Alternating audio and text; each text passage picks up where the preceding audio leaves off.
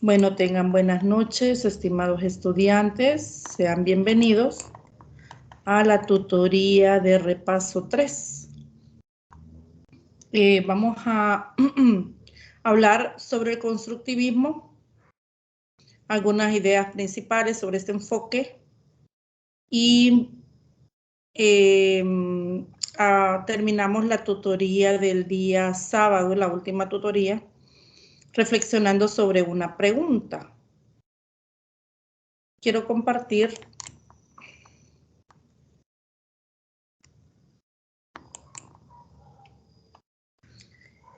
sobre esta pregunta, reflexionamos y casi para finalizar la tutoría. Es sobre si los docentes son lo suficientemente competentes para desarrollar en los estudiantes habilidades, conocimientos, actitudes, destrezas y valores que los guíen y los hagan desenvolverse a lo largo de la vida. Bueno, y estuvimos hablando de otros aspectos sobre el enfoque humanista. ¿Quién? Vamos a ver. Voluntariamente, coménteme qué recuerda de lo que trabajamos o discutimos en la tutoría ordinaria 2.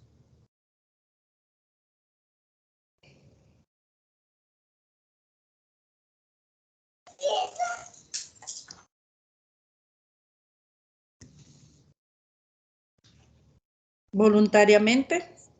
Sobre algunas leyes y fines de Hola. la educación. Le escucho a alguien hablar, pero muy bajito. ¿Quién fue la que habló? ¿Fue una señorita? Yo, Phyllis, Dígame. Sí, le escuchamos. Sobre algunas leyes y fines de la educación. Así Y es. hablábamos también sobre la inclusividad y también sobre el rol que tenemos como docentes en el marco legislativo, ¿verdad? Así es, muy bien, gracias. ¿Quién más? Escuché por ahí, no sé si fue Bernabel que iba a participar o alguien más. Sí, ya. Diga. Solo que quisiera escuchar nuevamente la pregunta que planteaba hace un momento, si los docentes están preparados. Sí, les comentaba que con esta pregunta, con la reflexión de esta pregunta, finalizamos la tutoría ordinaria 2.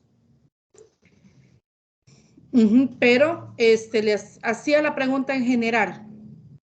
¿Qué recuerdan de lo que aprendimos en la tutoría ordinaria 2? ¿Sobre qué hablamos? Ya Estela nos comenta sobre los fines de la educación, algunas leyes, el rol que tiene el docente, la educación inclusiva, ¿qué más?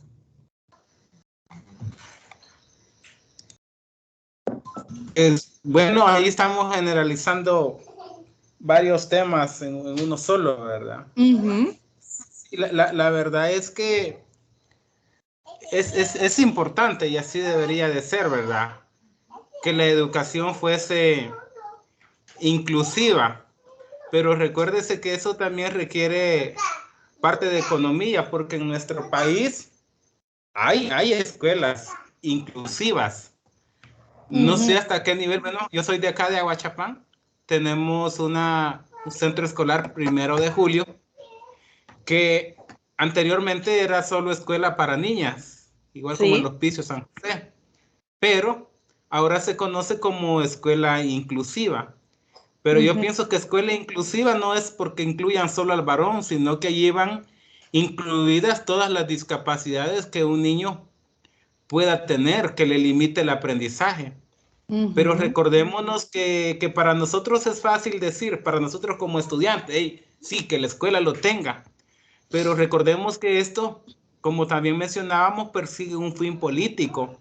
Entonces, si la parte política no está de la mano con la parte educativa, con los organismos que se encargan de dirigir la educación por el buen camino, no proporcionan los insumos, dígame cómo vamos a tener para pagar un profesor que le enseñe por lo menos a los sordos, o que le enseñe a los mudos, o que le enseñe a un cieguito el sistema Braille. Entonces recuérdese que esos docentes lógicamente tienen una preparación adicional a un docente de básica, a un docente de matemática, ¿verdad? Entonces eso requiere un recurso económico. Y si el gobierno, las organizaciones no están dispuestas a apoyar la parte educativa con eso, siempre están limitando el hecho de que la educación sea inclusiva, ¿verdad? Así es, muy amable, gracias. Sí, excelente comentario suyo. Pero fíjense, bueno, en cuanto a los fines de la educación, ya lo habíamos mencionado, y es que existen varias leyes. Existen varias leyes que abre prácticamente, bueno, establece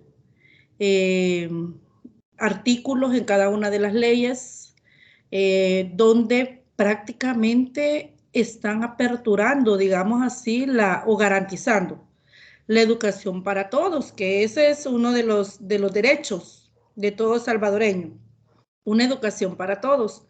Pero cuando hablamos de una educación para todos, no hablamos de una parte solamente gratuita. Hay varias leyes, aparte de la Constitución. ¿Qué leyes ustedes han escuchado y que han venido digamos, a garantizar que las personas tengan acceso a la educación?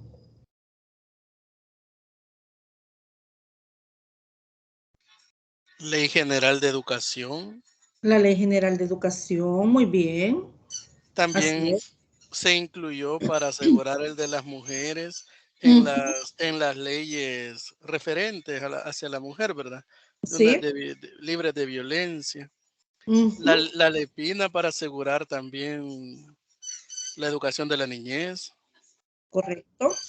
También se han adoptado tratados internacionales para asegurar, al menos constitucionalmente, que la educación parvularia y básica, cuando es impartida por el Estado, sea gratuita. Uh-huh. Así es, muchas gracias.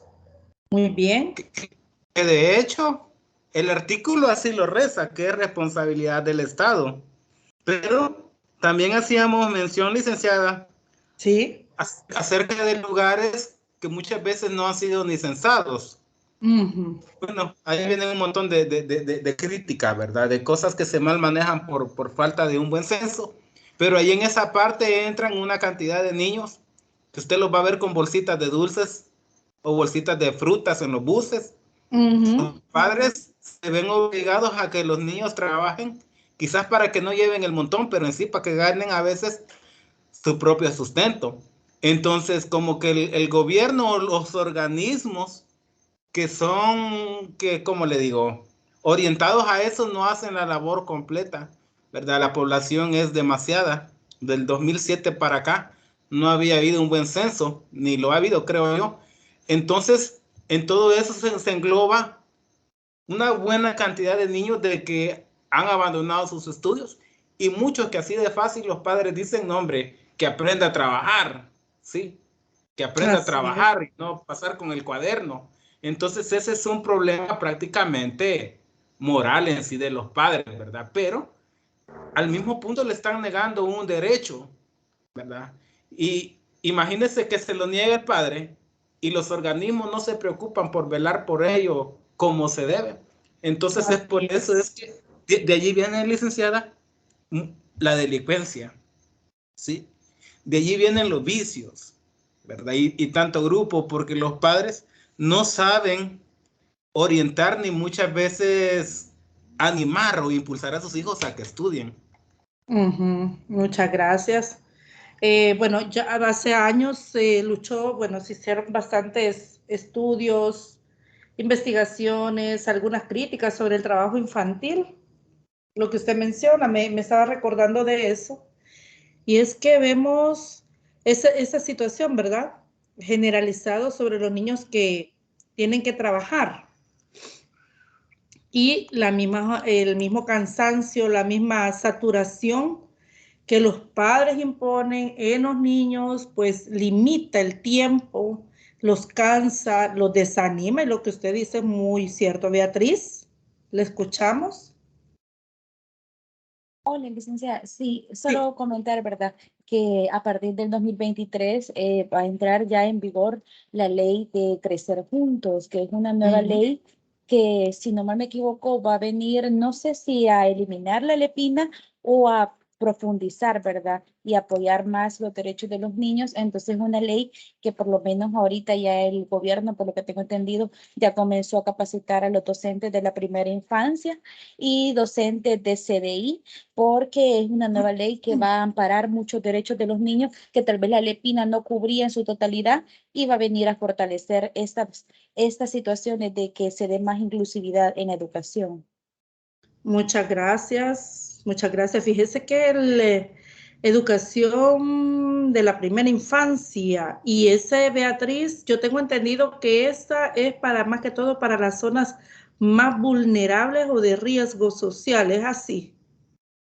Fíjese, licenciada, que yo trabajo en una institución, pero en el área administrativa. Sí, Entonces, hace poco se brindó una indicación, una circular, donde había que convocar a los docentes de primera infancia y a los sí. docentes de CDI, porque los sábados van a estar recibiendo ya la capacitación para entrar de lleno ya a la ley de Crecer Juntos. Son los primeros docentes que se van a capacitar en esta nueva ley que entra en vigor en el 2023. Es una ley impulsada por la primera dama, tengo entendido yo, Sí. y si es para proteger los derechos de los niños y abarca también el derecho a la educación. Sí, ajá. Y sí, gracias. Verdad que yo tengo entendido, bueno, al menos yo tuve la oportunidad de estar en una escuela en la zona rural y veía, más que todo en esa zona. Yo no, pues no he trabajado en la zona urbana, pero no sé si es que estas docentes de ATPI, si no me equivoco, así es, solo llegan a las zonas, a atender a las familias de las zonas rurales o de las zonas urbanas. Fíjese que los ATPI no tengo claramente entendido, pero sí son los asesores técnicos de primera infancia y Ajá. están, ¿verdad? Hija, y están los docentes de los CDI también, que son docentes de Mm, estos centros especiales, ¿verdad? De desarrollo integral. ajá. Entonces, pero yo tengo entendido que la ley Crecer Juntos, por lo que me comentó mi jefa, es una nueva ley que va a venir siempre, ¿verdad? En bienestar de los niños y niñas, incluye también a los adolescentes en esta ley, pero Ujú. abarca, creo yo, todo, no solo el área rural, sino que también el área urbana. Ah, bueno, muchas gracias. Gracias. Sí, yo como le digo, no he tenido la oportunidad de estar en una zona urbana. Quizás hace poco he podido, ¿verdad? Ya trabajar en el área urbana, en la zona urbana, pero no escucho de que lleguen, ¿verdad? Las asesoras. Pero por eso le preguntaba, porque a donde yo trabajé en la zona rural sí lo veía. Bueno, No sé, bueno, no está el compañero César aquí, él trabaja en una institución ah, educativa, tal vez él tendría más idea de qué, porque en la institución donde yo trabajo sí está en la zona urbana, pero es de media, entonces solo me doy cuenta de algunas cosas así lejanas de primera infancia, que es donde va a arrancar ahorita más que todo, el se va a proyecto, el impulsar, sí, programa. esa ley. Ujú. Mm, muy bien, gracias, muy amable. Bueno, lo que ustedes comentaban, y ya Francisco mencionó varias leyes. Fíjese que con la gestión del gobierno anterior se crearon varias leyes. Una de ellas es la de equidad de género, una ley especial para las mujeres, ¿verdad? Que no discrimina la educación y la inserción de las mujeres en todos los ámbitos laborales y en todos los ámbitos. Bueno, y es que, bueno, la educación ha venido cambiando desde hace varios años. Me recuerdo que como en el año 2000 yo ya empezaba a ver alumnas que en estado de embarazo iban a estudiar, ¿verdad? O en otras condiciones, pero ya se les permitía. Y ahora no, no, bueno, quizás no se les limite el acceso a las estudiantes que están embarazadas, por ejemplo, a que puedan continuar de forma presencial en sus estudios. Y eso fue un gran avance, porque antes eso no, pues no era permitido. Entonces, eh, hablamos de inclusividad. Cuando hablamos de inclusividad es un concepto bastante amplio, porque entendemos inclusividad aquellos que tienen alguna necesidad, ¿verdad? Específica. Pero la inclusividad, como decía, es un concepto amplio porque incluye a esas chicas embarazadas, por ejemplo, una escuela inclusiva, una escuela para todos, donde haya espacio para todos. Bernabé, ¿me va a hacer algún comentario? Sí, sí, de hecho, yo pienso que es como discriminación aún decir niños con discapacidades. Yo pienso que se les dice normalmente, la compañera también me corrige si puede, se les dice con capacidades especiales. Sí, porque al decirle con discapacidades como que de igual manera los estamos discriminando. Entonces la educación inclusiva realmente no se enfoca solo en ese tipo de deficiencia, ¿no? O capacidades especiales, sino que ahí engloba prácticamente todo, pues, porque tenemos aquellos niños que no tienen capacidades especiales, pero como repetimos, se les niega muchas veces el derecho a la educación. Entonces la educación inclusiva lleva desde las capacidades especiales hasta las partes rurales, como la parte económica que muchas veces impide a los niños cumplir con su estudio. Muy bien, gracias, gracias.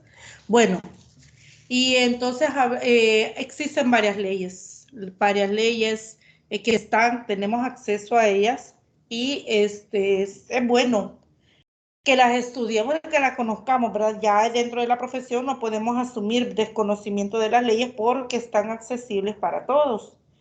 Y así podemos encontrar varias leyes que han venido a fortalecer y han venido a garantizar que todos tengan acceso a la educación sin discriminación y sean tomados en cuenta, ¿verdad? En los diferentes ámbitos.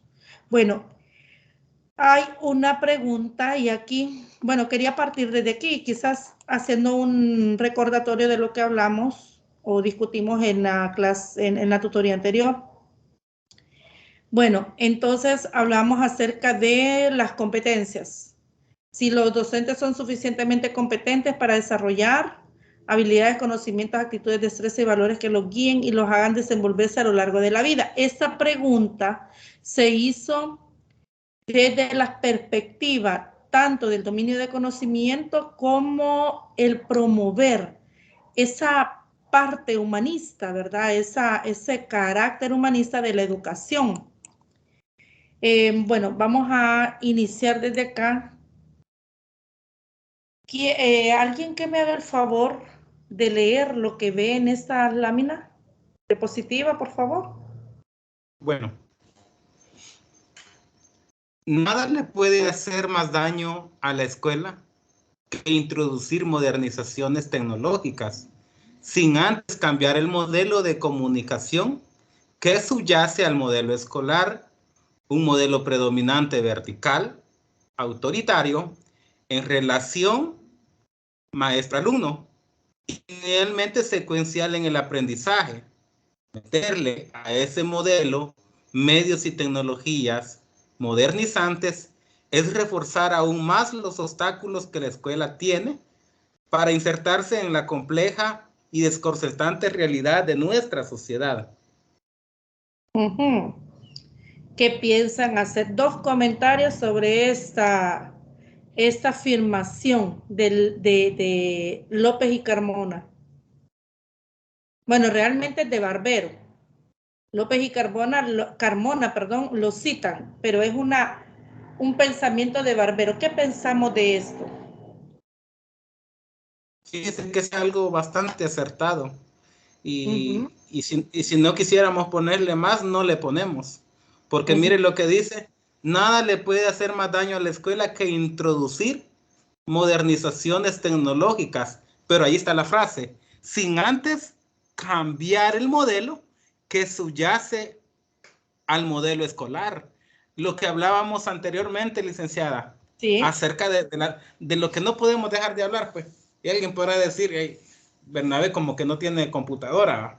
Y sí tengo, soy técnico de hecho, pero yo siempre voy a criticar eso de que se le da las herramientas a los niños que todavía no saben el modelo informático. O sea, es una gran herramienta, pero no los han preparado en ese modelo, ¿verdad? Entonces, aún, licenciada, disculpe lo que voy a hablar mucho docente, aún no sabe ni usar una computadora. Dígame usted que aquellos docentes que se prepararon en los 80s o en los 90. Dígame usted si, bueno, tal vez se hayan actualizado hasta el momento. Aún ni el docente está preparado para las modernizaciones tecnológicas que se ven en necesidad de implantar en el modelo educativo. ¿Sabe qué es lo tremendo? Que muchas veces el docente que no sabe utilizar el recurso vive siempre apoyándose en aquel que lo hace, pero cuando aquel ya no esté, ¿qué va a pasar? Entonces, yo pienso que como docentes o futuros docentes nos vemos en ese reto porque no puede ser posible de que el alumno nos enseñe a nosotros. Estoy hablando no en un punto como realtecerme, sino que lo importante es que como docentes nosotros sepamos realizar nuestra labor educativa en todas las áreas y ámbitos de que las directrices del Ministerio de Educación nos tratan de imponer. Y allí está uno de los vacíos, por lo cual muchos maestros no usan muchos recursos tecnológicos que muchas veces le he proporcionado por falta de conocimiento, no lo saben usar, pues. Así es, muy bien, gracias. Otro comentario respecto a este pensamiento de Barbero.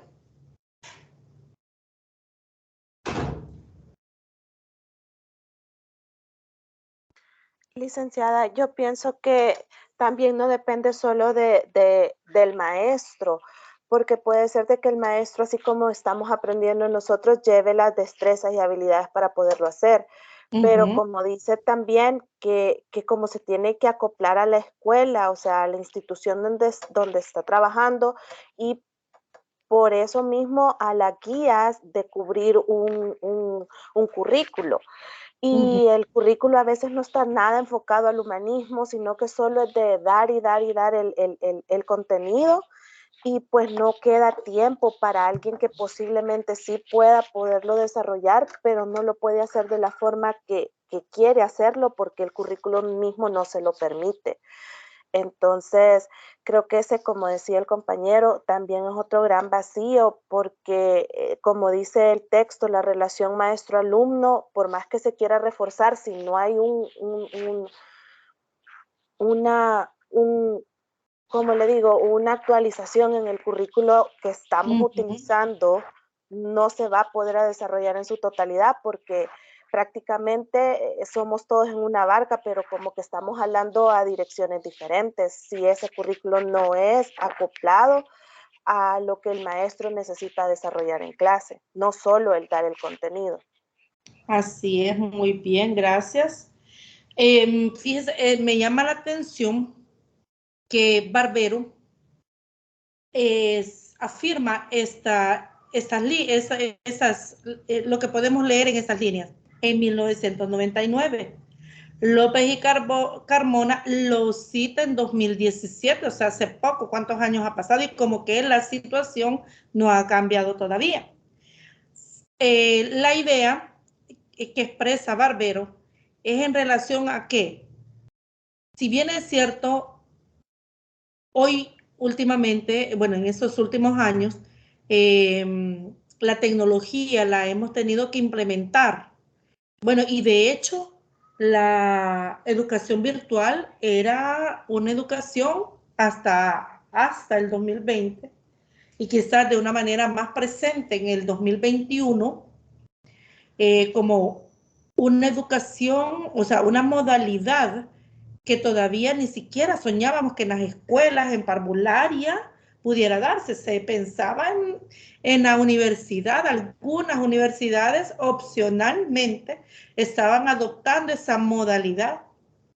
Al adoptar la modalidad virtual, pues se esperaría que la relación, o sea, la dinámica de la enseñanza y el aprendizaje no sea la misma. Es que yo me recuerdo a alguien también que en la tutoría anterior expresaba, que algunos, en lugar de la pizarra, están ocupando la computadora. Y lo que se hace con la pizarra, o sea, lo que se hace en el aula, se viene a ser, la única diferencia es que ahora ocupa computadora. Y es que a eso se refiere. Es que para poder, para incorporar la tecnología, el modelo escolar debe de haber cambiado. Y juntamente con el modelo escolar, la forma de comunicación y todos los elementos que están inmersos en esa dinámica del proceso de enseñanza-aprendizaje.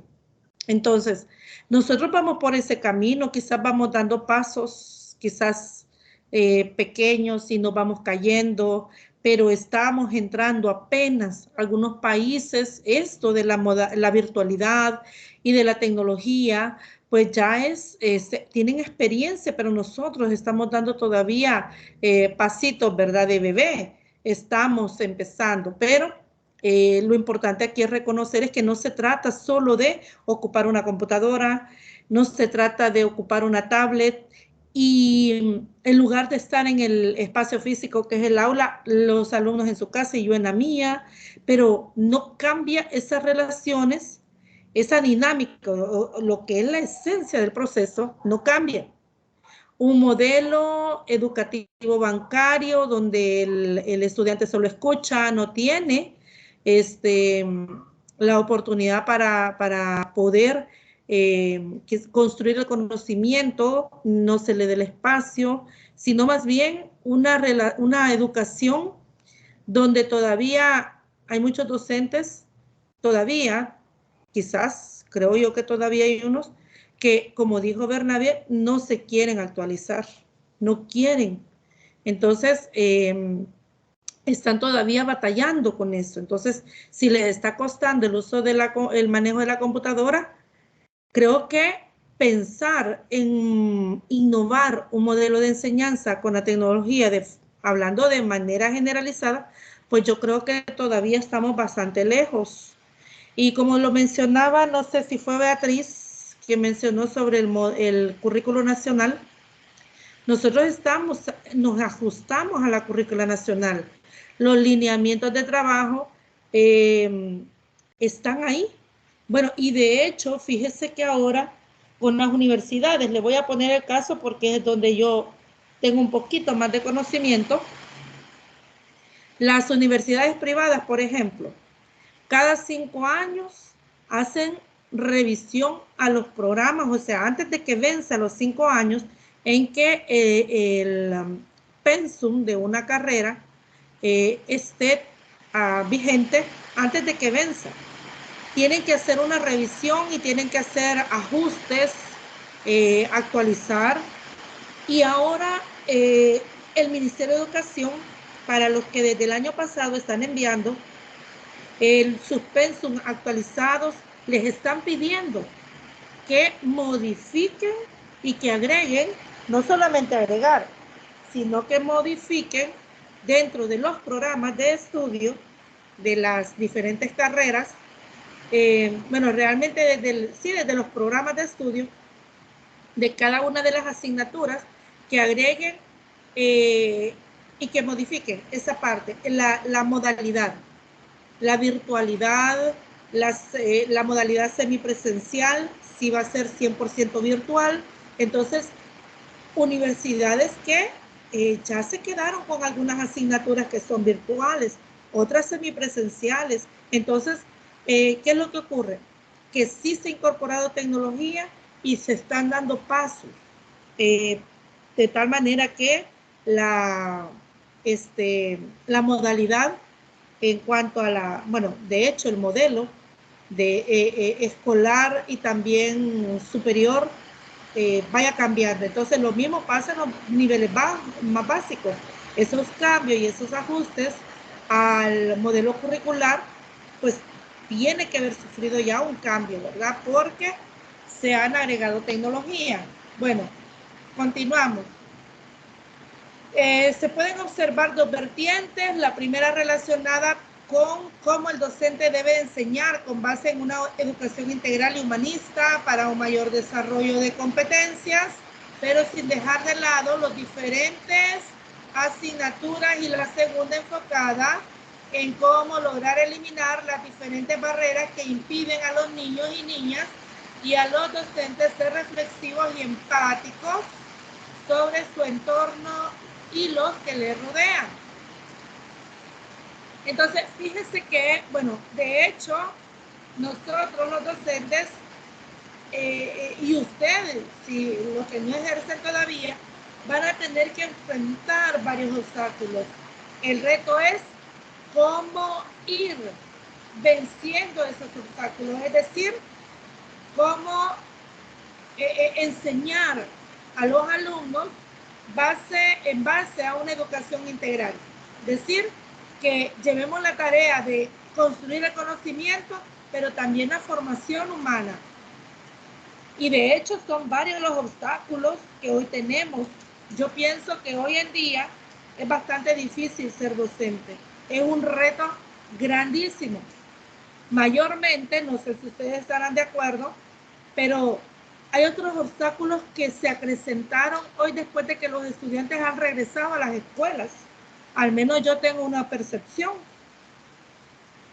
Bueno, quizás esa percepción la vi desde antes, pero ahora como que en muchos el desánimo, el deseo de no aprender, muchas situaciones que los estudiantes viven fuera de la escuela son obstáculos con los que uno tiene que también enfrentarse. ¿Cómo motivarlos? Como ahora, fíjense que son muchos obstáculos. Yo en lo personal veo tantas cosas en los medios de comunicación, los contenidos a los que el estudiante tiene acceso en las redes sociales, la intolerancia, la falta de valores que hoy mayormente se ha marcado en muchos jóvenes, aún en niños, y lo podemos ver. Y no vamos lejos. Usted escucha una noticia de que algo sucedió por la falta de tolerancia. Y eso pasa. Entonces, también podemos reconocer que si bien es cierto, la tecnología nos ha venido a ayudar también en la tarea de enseñar, pero también hablábamos acerca del cambio de actitud en los estudiantes. Entonces, hay un trabajo que paralelamente el docente debe ir haciendo con los estudiantes, ayudándoles a que ellos construyan su propio conocimiento, apoyándolos, orientándolos, pero también la parte humanista. Les decía en la tutoría anterior, el conocimiento nos da el poder, el conocimiento nos da libertad y nos da autonomía. Pero ¿cómo vamos a manejar ese conocimiento? Ahí es donde viene la parte del formar al estudiante como ser humano en valores. Esa tarea es la más difícil, creo yo. Esa parte de formar al estudiante es la parte más difícil. Entonces, debemos de ayudar a los niños que sean críticos, que sean reflexivos, que ellos sean reflexivos sobre cómo ellos están manejando la vida de ellos, cómo ellos conviven. Y entonces, y me recuerdo también que hablábamos acerca de los pilares de la educación, y ahí está, ¿verdad? El aprender, ser y aprender a convivir, ¿verdad? Aprender a convivir en sociedad. Entonces, dentro de las barreras tenemos esto. Y es que el humanismo, y entonces, ¿qué es el humanismo? Alguien, por favor, que lea lo que ve en la diapositiva.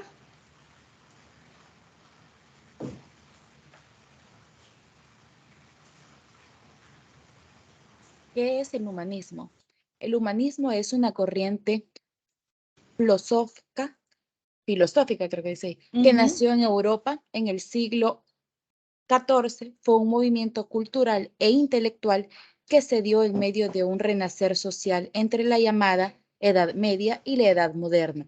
Se fundamenta principalmente en la práctica y entendimiento de los valores, mismos que eran considerados universales y propios del ser humano. Buscaba el bienestar del ser humano. La esencia de esta corriente filosófica data de muchos años atrás, con ideas de varios filósofos, entre ellos Platón. De acuerdo a este filósofo, educar no exclusivamente para adquirir conocimientos, como en la actualidad, sino para ser mejor ser humano. Muy amable, gracias. Fíjese que este enfoque humanista no es tan nuevo. Si usted observa, data desde el siglo XIV. Y nace este enfoque como la necesidad reconocida de formar al ser humano dentro de un marco de valores y dentro de la ética. Entonces, aquí, bueno, y de hecho, hablábamos también en la tutoría anterior que de hecho el enfoque constructivista es el enfoque adoptado en la currícula nacional, pero dentro de ese enfoque están de forma complementaria y de apoyo el enfoque humanista, ¿verdad? Ya discutimos acerca de eso un poco. La educación humanista. Martí considera la educación como la mayor fortaleza que tiene un hombre en su construcción como tal. Para él, saber leer es saber andar, saber escribir es saber ascender. Su visión muestra cómo estudiar, aprender y conocer alienta la capacidad del ser en el mundo, de estar en él y de saber capaz de enfrentar las injusticias. La educación humanista es importante, pues conlleva no solo un saber hacer, sino ir más allá, enfocándose también en un saber ser, mismo que le corresponde al humanismo. La importancia de una educación humanista, y es que entre los hallazgos que realizó Patiño sobre el trabajo docente destaca que el docente debe estar consciente de que en una educación humanista el impacto de su práctica influirá en gran medida dentro de la vida de sus alumnos. ¿Cómo entendemos esta idea de Patiño?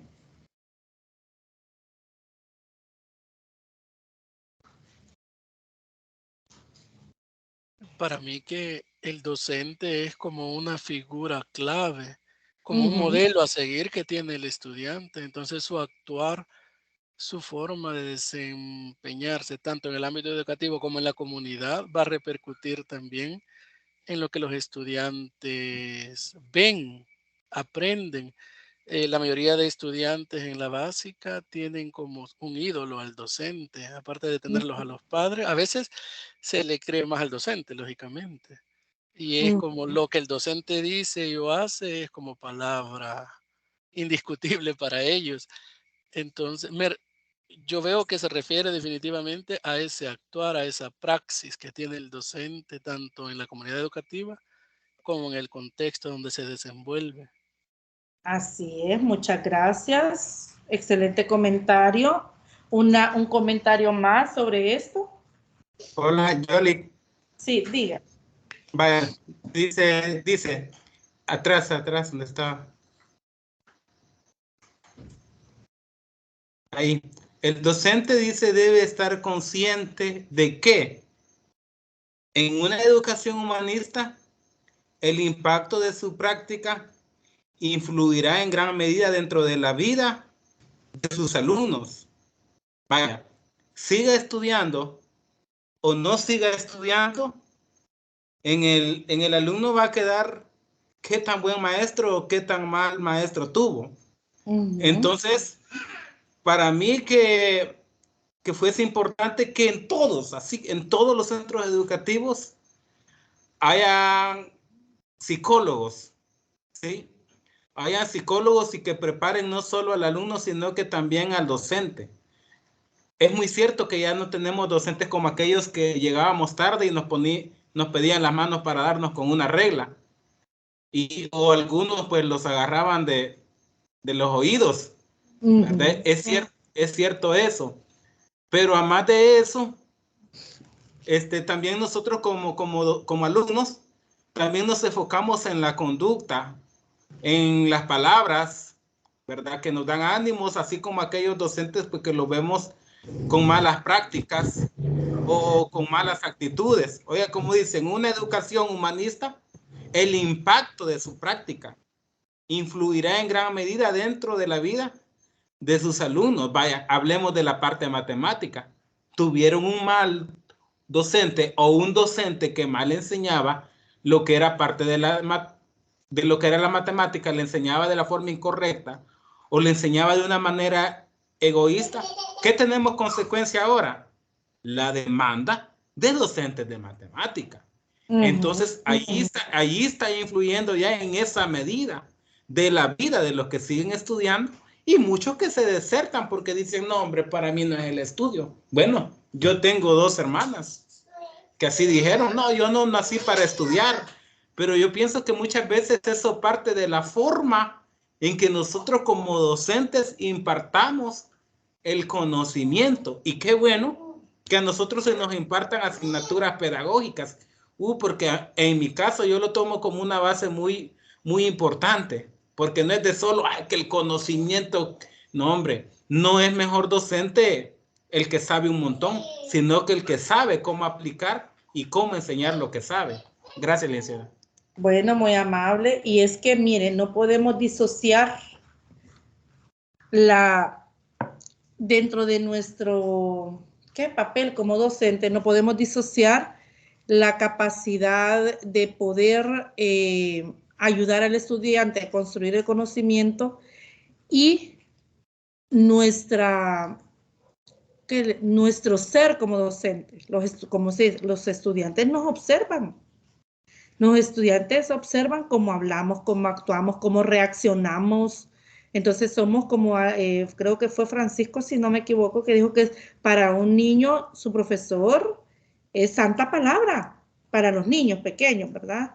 Lo que dice el profesor, eso es, y el padre quiere corregirle que una palabra no se escribe así, pero no, para el niño sí, porque así dijo la seño.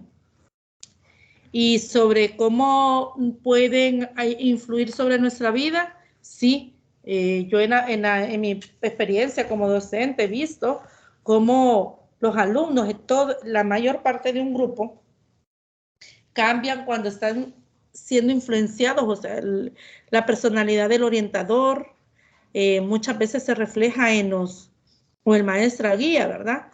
Se refleja en la actitud de los estudiantes. O cómo puede un grupo de estudiantes ser empáticos con un tipo de docente y la forma de actuar de ellos se ve reflejada. Y es que es inevitable. Los estudiantes siempre nosotros tenemos una influencia sobre ellos, sobre cómo pensar, cómo actuar. Y como decía, ¿verdad? Muchos estudiantes recuerdan, ¿verdad? Con añoranza y remembranzas a varios docentes. Y así, ¿verdad? Pueden influir positivamente o pueden también tener, ¿verdad? Un impacto negativo en los estudiantes y sobre esa hay que tener bastante cuidado. Bueno, entonces la educación humanista, bueno, Patiño reconoce varios hallazgos y entre ellos destaca que la educación humanista debe centrarse en el alumno, que debe de fomentar la individualidad.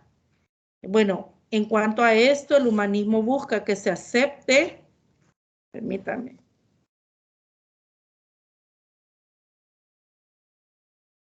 Ajá, que él busca que el alumno se acepte y esté hecho reconociendo que contamos, lo que mencionaba, ¿verdad? En una tutoría, fortalezas e incluso debilidades que nos hacen ser únicos y diferentes a los demás. Y ese es un trabajo que los docentes también debemos de tener, que el alumno se acepte, que aprenda, ¿verdad? A reconocer que él es bueno en unas áreas, pero quizás habrán otros que son buenas en otras áreas y de ahí el trabajo, ¿verdad?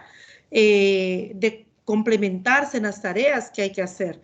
Entonces, ayudarle, ¿verdad? Que se acepten y que acepten a los demás también, ¿verdad? Entonces, debemos de fomentar la individualidad, alentar al aprendizaje. El docente se vuelve un facilitador del aprendizaje, dejando ese papel autoritario. Mire, ya hoy creo yo que ya en las aulas quizás ya no, creo yo que ya no se ven aquellos docentes donde el docente hablaba, los estudiantes callaban, ¿verdad? Entonces hay una relación mucho más cercana al estudiante, ¿verdad? Hasta ese carácter, ¿verdad? De mamá y de papá que florece cuando los estudiantes están cerca de nosotros y compartimos con ellos. Entonces hemos avanzado en ese sentido, ¿verdad? Porque antes no había una interacción con el docente, era una educación totalmente vertical. Entonces, Educación bancaria. Como educación bancaria. depositarios de conocimiento. Correcto, depositarios de conocimiento, sin afecto, ¿verdad? Sin afecto, y no podía uno acercarse a un docente porque era como tenerle miedo, ¿verdad? Decir algo, ¿verdad? Porque ¿qué? Si le faltábamos al respeto. Entonces, se fomenta dentro de la educación humanista esa relación bilateral, ¿verdad? Del docente al alumno y del alumno al docente. Una relación ya no vertical, sino entre iguales, ¿verdad? Entre pares, los alumnos y entre alumnos y docentes. Bueno, que contribuya también al bienestar social. Ese es otro de los hallazgos que Patiño reconoce dentro de la práctica en una educación humanista. Este modelo humanista de educación aborda la importancia del autoconocimiento y la identidad personal, con la finalidad de que los estudiantes comprendan y desarrollen sus cualidades y habilidades y contrarresten aquellas debilidades y con base en ellas puedan mejorar el espacio social en el que estén inmersos. Ahora, si hablamos de la tecnología, podemos reconocer también que el uso de las redes sociales, el acceso de los teléfonos en los niños, los vuelve a los niños y jóvenes un tanto aislados, el poder convivir con los demás. Entonces, debe de haber un equilibrio entre el uso, ¿verdad? El uso de esos recursos tecnológicos, el uso que un niño o un adolescente le puede estar dando a ese recurso, y poder siempre fomentar actividades donde el alumno se tenga que integrar, no favorecer al aislamiento, sino que el docente tiene que ir mediando también sobre esas situaciones, porque hay estudiantes que llevan teléfono, por ejemplo, hay estudiantes donde le vemos esa actitud, ¿verdad? Tan intolerante a cierto tipo de alumnos, la discriminación, ¿verdad?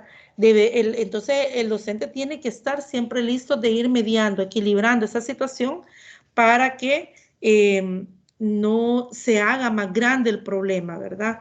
Y el alumno, pues, que es visto, ¿verdad? De manera quizás despreciada por otros, no se sienta mal, ¿verdad? Entonces tenemos que incorporarlos a ellos también.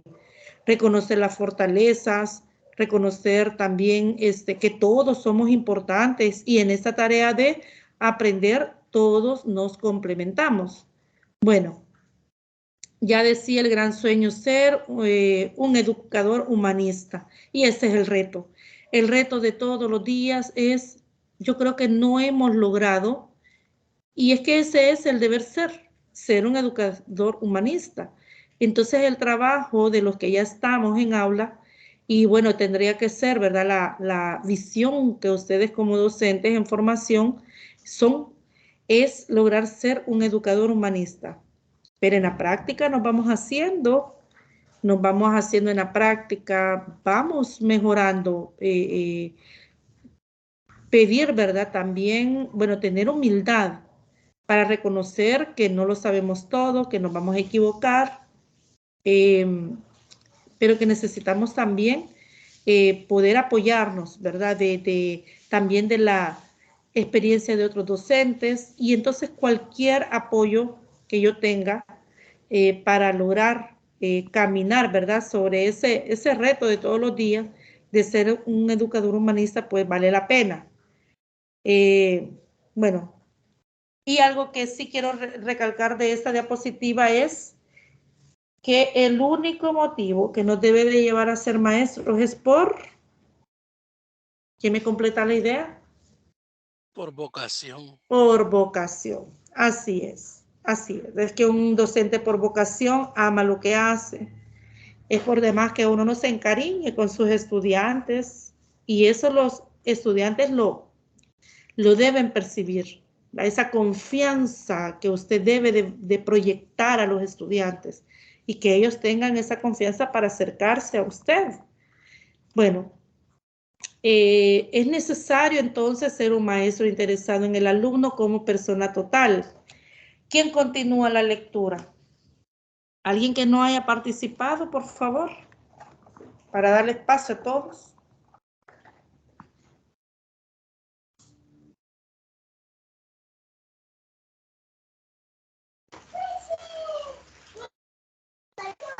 Lo voy a hacer yo, licenciada.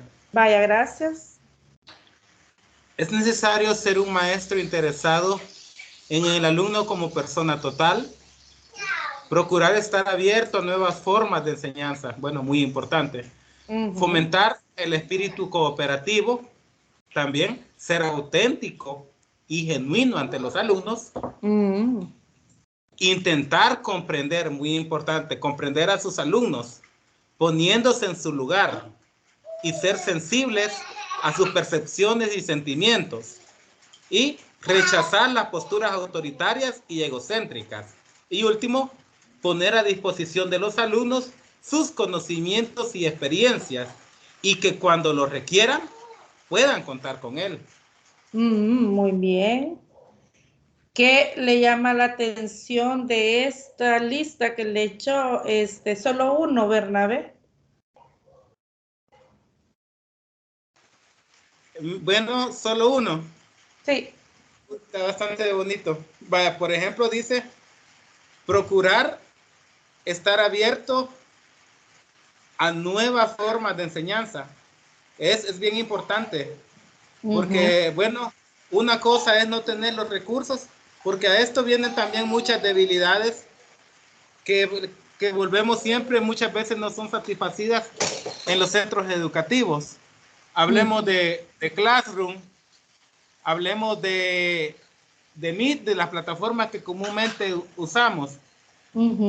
Ahí hay lugares, licenciada, donde señal telefónica no logra llegar. Tenemos centros educativos donde no hay señal de internet. Sí, Se quiere investigar algún contenido o hacer alguna videoconferencia, no se puede de los centros educativos porque no hay internet, ¿verdad? No hay un proyector en buenas condiciones, ¿verdad? Pero el maestro debe estar abierto, es decir, dispuesto, es decir, hey, lo que venga, yo me acoplo. Pero no, hombre, ahora tenemos maestros que no, que se formaron a la antigua y están como la maceta, que no quieren pasar del corredor, ¿verdad? Entonces, esa es una pobreza mental de bastante docente, disculpe la frase, pero yo pienso que nosotros y los que hemos sido formados, digamos, de allá por el 2010 para acá, se debe estar siempre abierto a los nuevos modelos de enseñanza, ¿verdad? Y ver de cómo los medios se acoplan a ello. Pero hay un maestro que no quiere, siempre se va a tener así en las escuelas, ¿verdad? Sí. Aquel que dice, sí. No, un joven no me va a decir que implemente eso, porque yo así me entiendo mejor y así me comprenden los alumnos.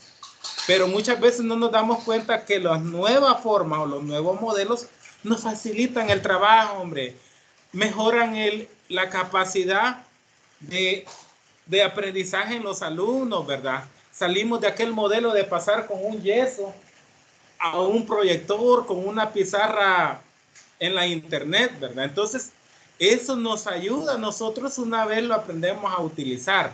Gracias, licenciado. Bueno, gracias. Muy bien. A mí, bueno, no, bueno, todo, ¿verdad? Es importante, pero la persona del docente tiene varias, bueno, de hecho la práctica educativa tiene varias como aristas. Una de ellas, ya la menciona Bernabé, es sobre la forma en cómo enseñamos. La otra es ese carácter, ¿verdad? Como ese carácter y esa, digamos, esa cara del ser humano que debemos de proyectar al estudiante. Ser empáticos en todo tiempo con ellos. No sabemos qué realidades ellos viven. No sabemos qué tienen, el esfuerzo que ellos hacen para llegar a la escuela, por ejemplo. Entonces debemos de acercarnos a ellos para conocerlos y no para muchas veces señalar o juzgar o hasta sancionar, ¿verdad? Si llegan tarde, por ejemplo. Bueno, un comentario. El impacto del humanismo en los docentes y sus estudiantes. La escuela juega un papel relevante en el fortalecimiento de habilidades socioemocionales e inclusivas, pues en el contexto escolar es en donde suceden estos intercambios motivacionales que determinan los alcances de los alumnos. Pestalozzi afirma que el fin de la educación no es la perfección en las tareas de la escuela, sino la preparación para la vida. Mire, qué pensamiento, ¿verdad? Más visionario y no alejado de la realidad. No la adquisición de hábitos de obediencia y de diligencia prescrita, sino una preparación para la acción independiente. Mire, qué percepción más diferente en relación a la educación bancaria, autoritaria, que durante muchos años predominó en las escuelas. No, ahora no. Se trata de preparar al estudiante para la vida, no la perfección en las tareas, ¿verdad? Si bien es cierto, debemos de cuidar que el alumno también aprenda a trabajar en sus tareas con diligencia, con un estilo, ¿verdad?, de trabajo, pero también la mayor importancia es prepararlos, que ellos sean capaces de desenvolverse con éxito en la vida, en todos los aspectos, ¿verdad? En conocimiento y en el saber hacer y el saber ser, ¿verdad? Bueno, la educación debe encargarse de una formación humana con el fin de fomentar la empatía, los valores y la reflexión, así como la toma de conciencia del medio natural que nos rodea. Estamos hablando también de un eje transversal de la educación que es el cuidado del medio ambiente. Bueno, vamos a ver aquí un poco más, ¿verdad?, acerca de humanismo para entrar a lo que es el constructivismo, que es otro enfoque en educación. Decía, el enfoque constructivista es un enfoque adoptado desde hace varios años en la currícula nacional, pero vemos, ¿verdad?, el enfoque humanista, todo lo que hemos discutido y hemos socializado en esta tutoría y en la anterior, como uno de los enfoques también importantísimos. Y es que este enfoque constructivista reconoce la necesidad de ver al estudiante, no como lo dijo alguien, ¿verdad?, como alguien en donde se deposita el conocimiento, sino alguien que es capaz de construir su propio conocimiento. Pregunto, ¿cómo puede construir un estudiante su conocimiento? ¿Cómo? Por los medios.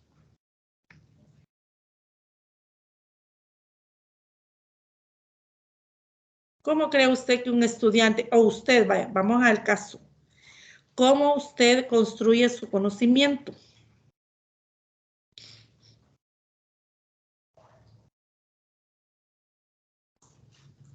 A través de alguien que va guiando, que va de lo simple a lo complejo, o que de manera concreta puede tocar, palpar, hacerse preguntas y luego pasar a la parte teórica. Muy bien, gracias. Ya eso dentro del proceso, ¿verdad?, formal de la educación.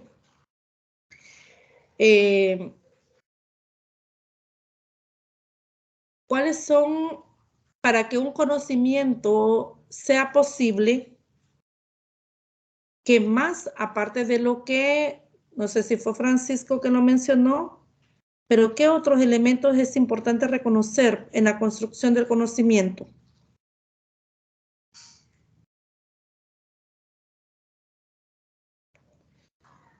¿Se puede construir un conocimiento de forma aislada?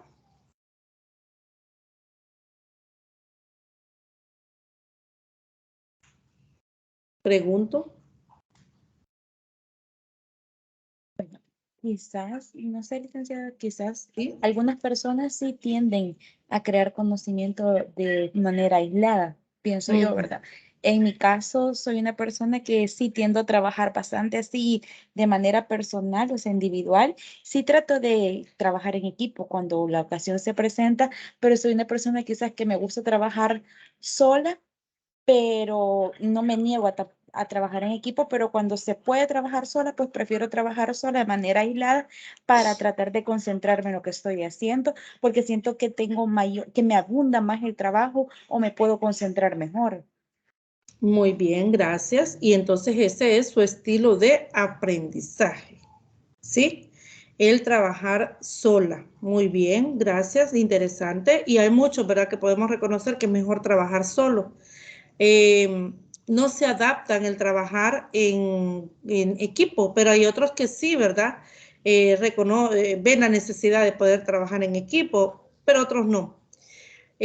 La construcción del conocimiento se puede hacer de diferente manera. Esa es una, la que usted menciona. Bueno, si ve usted el esquema, bueno, antes del esquema, sobre la construcción del conocimiento. Fíjese, bueno, este enfoque constructivista viene quizás de una forma, en la mayor parte, como nace el enfoque constructivista, nace como resultado de las críticas que le hicieron a la teoría de Piaget, que es el enfoque conductista. El enfoque conductista, no. Bueno, es que este enfoque constructivista nace de las críticas que le hacen al enfoque conductista, cuyo mayor representante fue Skinner. Y es que el enfoque, ¿alguien ha oído hablar del enfoque conductista?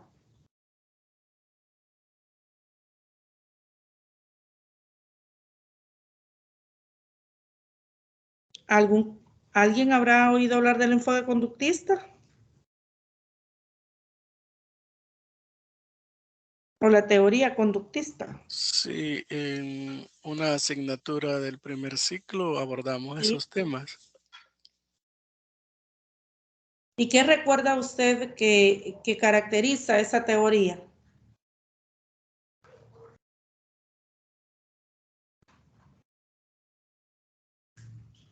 ¿Cómo se da el conocimiento?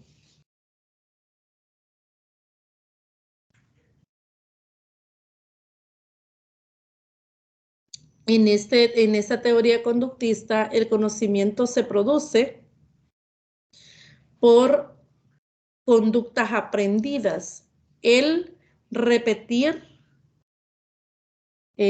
varias veces ciertas conductas garantizaba para esa teoría el conocimiento. Es decir, por ejemplo, en Sí, matemáticas. a través de las ¿Sí? respuestas que iba teniendo, incluso Ajá. alguno de ellos hizo unos experimentos con perros que salivaban Uh-huh. al sonido de una campana. O sea, era la respuesta esa La al sonido. respuesta y el Era sonido que como es el refuerzo positivo. el refuerzo Ujú. positivo, de manera general conocida también como el estímulo, ¿verdad? Sí, La teoría conductista pues se basaba en eso, el estímulo, una relación de estímulo y respuesta. El estímulo el estímulo le correspondía al docente, ¿verdad? Brindar el estímulo y la respuesta del alumno. Entonces, en matemática, por ejemplo, una de las quizás formas de ver aplicada la teoría conductista era que el alumno pudiera desarrollar un ejercicio o varios ejercicios de la misma forma. de forma mecanicista, repetida, y el resolver de la misma forma el ejercicio garantizaba que el estudiante iba a llegar a la respuesta correcta. Por ejemplo, resolver ecuaciones implica aplicar varios pasos. Esos mismos pasos aplicados en todos. Usted toma la ecuación, si ya viene planteada, no estamos hablando de problemas, el problema implica el análisis primero y el planteamiento de la ecuación. Pero si se resuelve una ecuación planteada para resolverla, bueno, dependiendo del tipo de ecuación como viene planteada, si todas las ecuaciones vienen planteadas de la misma manera, los mismos pasos va a aplicar. Pero ya si a esa ecuación le agregamos, por ejemplo, que la ecuación tiene signos de agrupación, ahí hay que hacer un paso más. Y todas las ecuaciones que tienen signos de agrupación se van a resolver de la misma manera. Entonces, este tipo el conocimiento bajo esta teoría, lo que pretendía era guiar al estudiante hacia una conducta aprendida. Bueno, y esta teoría, bueno, la mayor crítica que le hicieron a esta teoría, a la teoría de Skinner, es que ignoraba los procesos mentales. Y como mencionaba Francisco, si no me equivoco, lo importante eran los resultados. Ignoraban los procesos. ¿Cuáles obstáculos enfrentó el estudiante para poder llegar al conocimiento o al aprendizaje? ¿Cuáles fueron las habilidades y destrezas que puso en juego? ¿Qué conocimientos él ya poseía? ¿Qué habilidades desarrolló? Entonces, estos procesos no eran tomados en cuenta. Entonces, eran como máquinas, ¿verdad? Resolviendo ejercicios. Entonces, por ejemplo, en matemática, en las otras asignaturas de igual manera.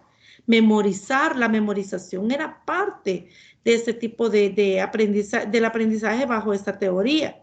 Entonces, la crítica que le hicieron, bueno, hubieron varias críticas, pero dentro de las críticas que le hicieron a esta teoría conductista era que no eran tomados en cuenta los procesos. El interés eran no resultados. Entonces, resulta que nace también la teoría de Piaget,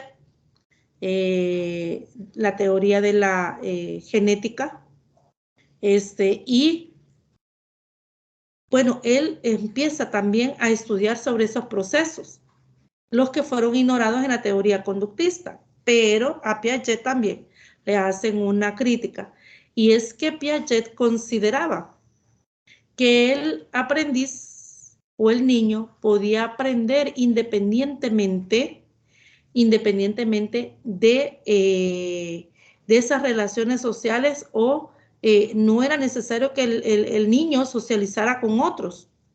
O sea, aislado de una cultura y de una interacción social. Entonces, él decía que el conocimiento dependía exclusivamente de la parte cognitiva del niño, del aprendiz, y que no estaba relacionado o no dependía del carácter, ¿verdad? Ignoraba la cultura, en otras palabras, ignoraba el contexto. Entonces, el niño fácilmente podía aprender sin necesidad de tener contacto con sus compañeritos o fuera del entorno, ¿verdad? Donde él pudiera estar. Entonces, ignoraba. Entonces, esa fue, no es que ignorara, sino que no reconocía la importancia. Entonces decía que, como decía el aprendizaje o el conocimiento, podía adquirirlo el niño y que dependía únicamente de su capacidad cognitiva. Entonces, bajo este enfoque, bueno, bajo estas críticas a que le hacen también a Piaget, nace este enfoque constructivista. Si usted se fija en el diagrama, hay una línea.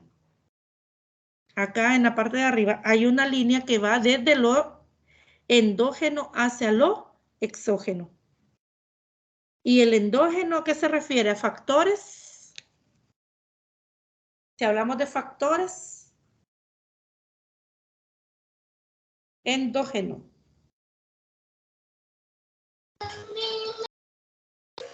Son factores internos.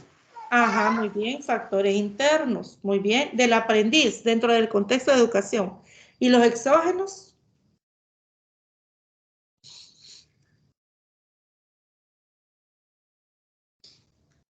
Son los externos. En los factores externos podemos también reconocer que hay elementos del entorno, de la realidad, que vienen a construir y a favorecer a la construcción del conocimiento. Entonces, el concepto de constructivismo viene en esta dirección, de lo endógeno a lo exógeno. No estamos hablando de una línea de tiempo, sino que estamos hablando de la adopción, ¿verdad?, del concepto constructivista, y observemos que en el constructivismo radical está Vico, von Foerster y von Glaserfer. Está el constructivismo cognitivo de diferentes niveles, microgenético, macrogenético y micro y macrogenético. Observemos que dentro del nivel microgenético está Claude Shannon sobre la teoría del proceso de la información. Reconoce dos tipos de procesamiento, que es el procesamiento serial y el proceso en paralelo. El procesamiento en paralelo.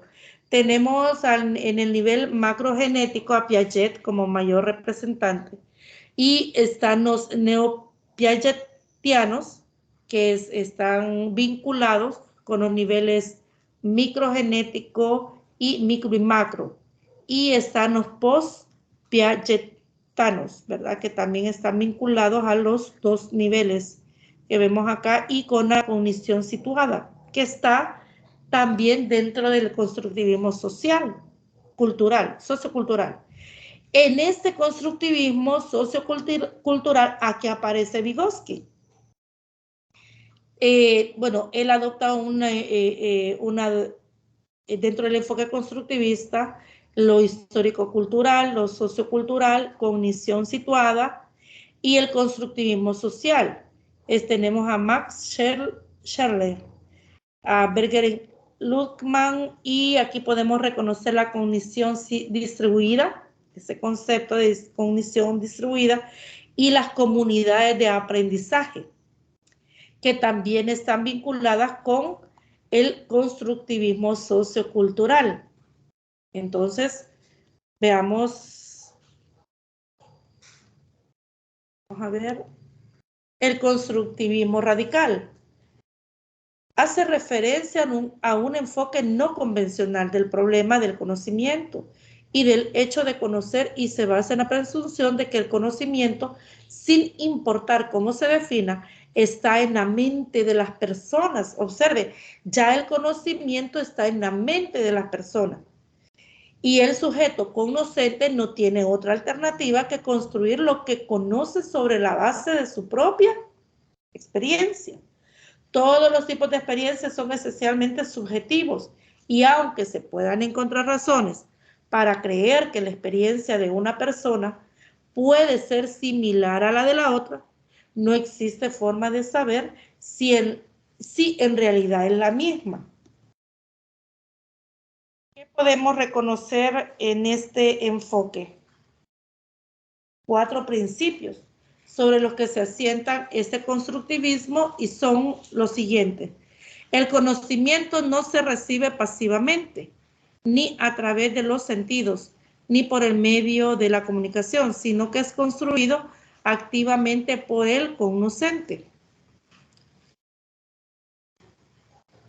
Alguien de los que están de los 3 literales siguientes, tome uno y me da un comentario sobre ese que elija, por favor.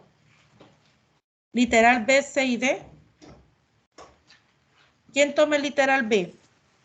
¿Nos va a dar algún espacio para reflexionar? Sí, claro que sí. ¿O de una vez? No. 2 minutitos.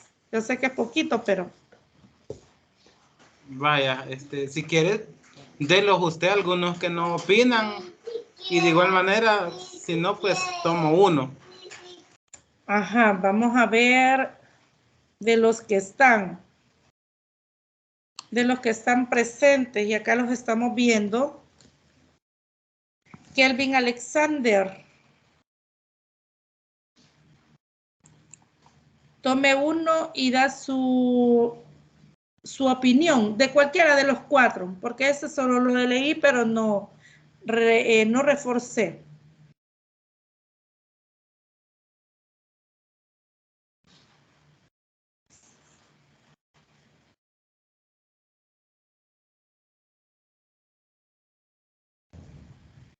Ajá, Kelvin, le escuchamos.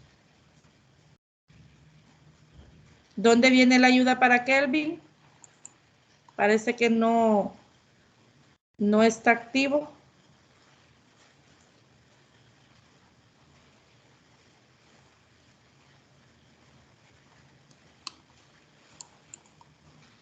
Uno de los 4 de los que están en lista.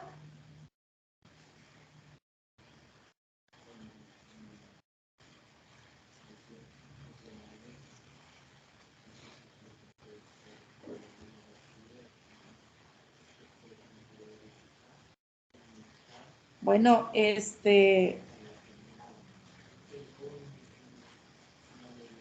la idea es que participen, ¿verdad? Y podamos compartir, ¿verdad? La experiencia, lo que pensamos.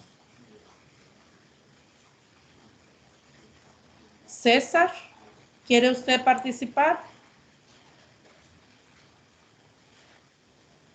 Bueno, perdón, buenas noches. Sí, Buenas licenciada, noches. solo que quería decirle que voy a reconectar la llamada porque aún la presentación aún me ha quedado en el mapa de conceptos de los enfoques constructivistas en educación. Entonces voy a reconectar para ver si me aparecen los que están actualmente.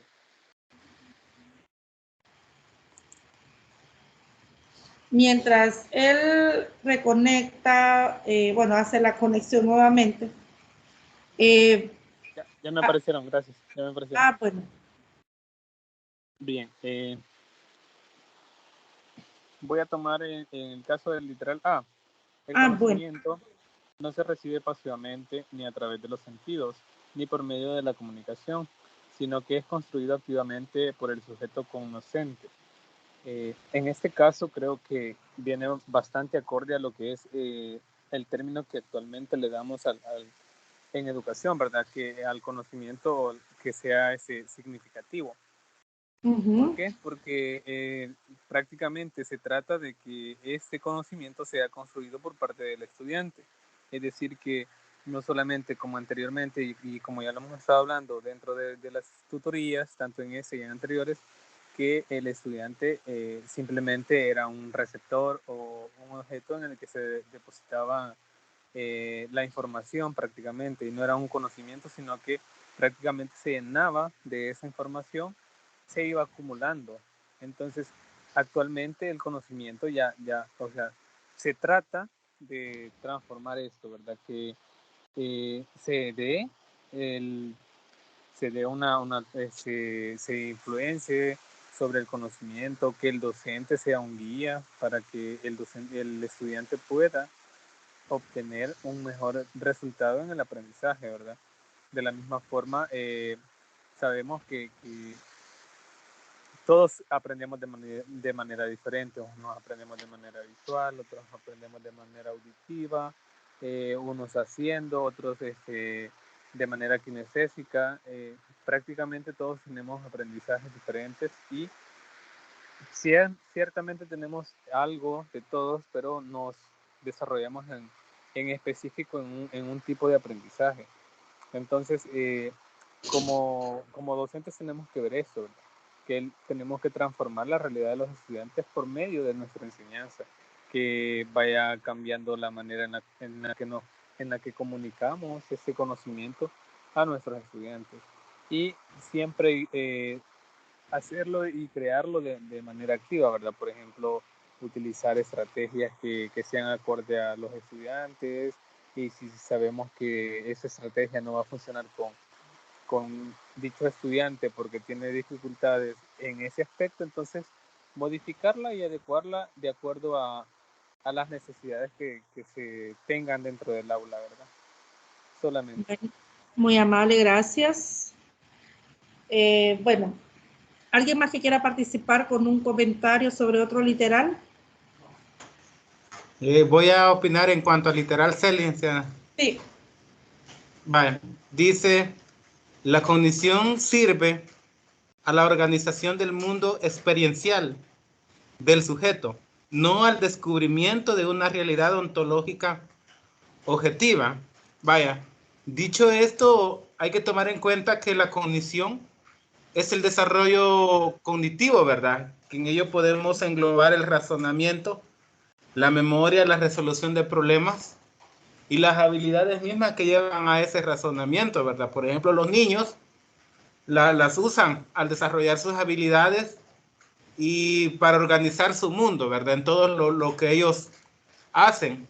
Entonces, pero esa parte, como dice acá, del sujeto, no al descubrimiento de una realidad ontológica objetiva. Es decir, los niños aprenden algo, adquieren el conocimiento, su aprendizaje, partiendo de su mundo experiencial, es decir, de lo que van experimentando a diario, porque acordémonos que un niño no sabe leer, un niño no sabe escribir.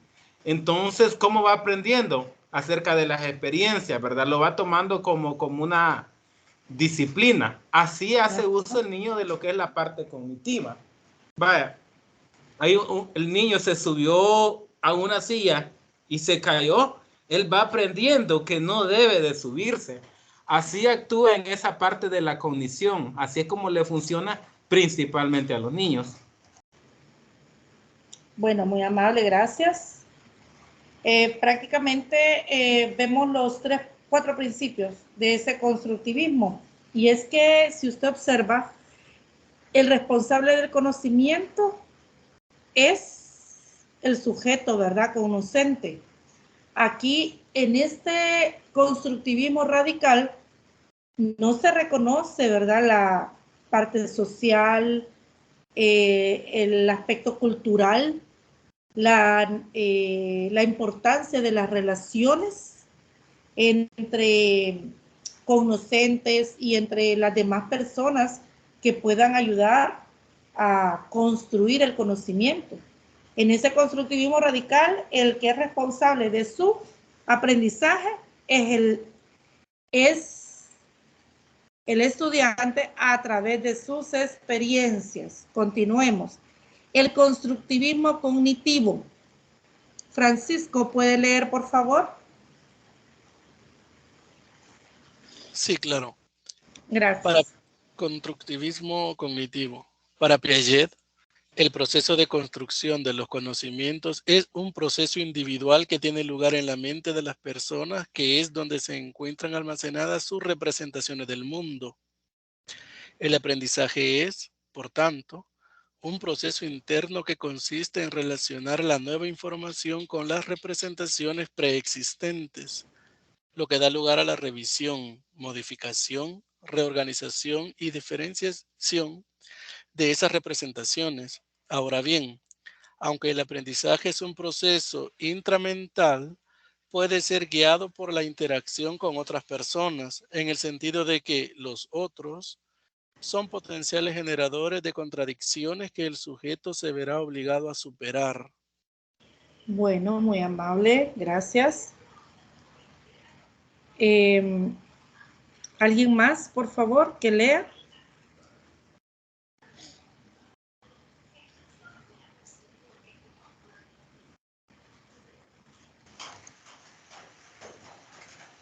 Con el redescubrimiento de Piaget, la psicología estadounidense empieza a romperse el cerco conductista sobre el estudio de los procesos de pensamiento y se empieza a concebir el sistema humano en términos de procesamiento de la información. La teoría del procesamiento de la información proporciona una concepción llamada constructivista del ser humano, por cuanto recurre a dos principios constructivistas básicos: organización y significatividad.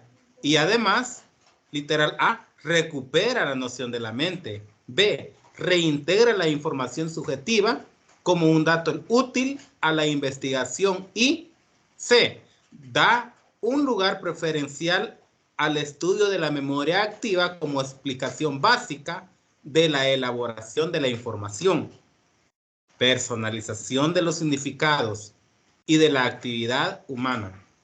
Muy bien, gracias. Gracias. Bien. A diferencia del constructivismo radical, ¿qué observan en ese constructivismo cognitivo? ¿Cuál es la diferencia que observan ustedes?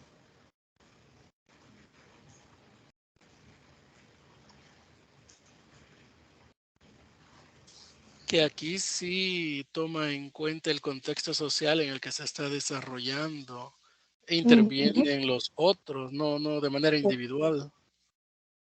Ajá, fíjese, usted, Francisco, fue usted el que leyó esta, ¿verdad?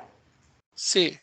Ajá, aquí donde usted menciona, dice, en el sentido de que los otros pueden ser cualquier generadores persona. de contradicciones, o sea que nos podemos cuestionar, no solo aceptar lo que nos están diciendo.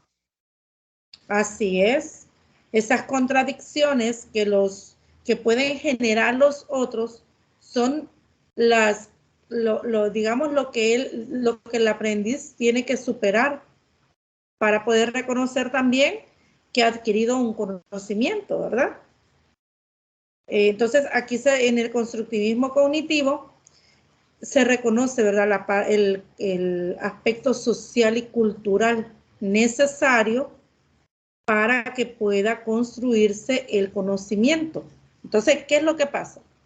Que este conocimiento se vuelve, bueno, se construye un conocimiento objetivo.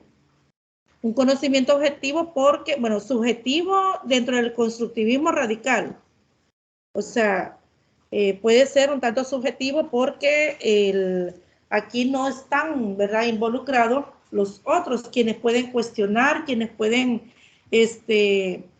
plantear, ¿verdad?, un conflicto cognitivo que el aprendiz debe de trabajar en ello para poder resolver, ¿verdad?, ese conflicto, poderlo superar.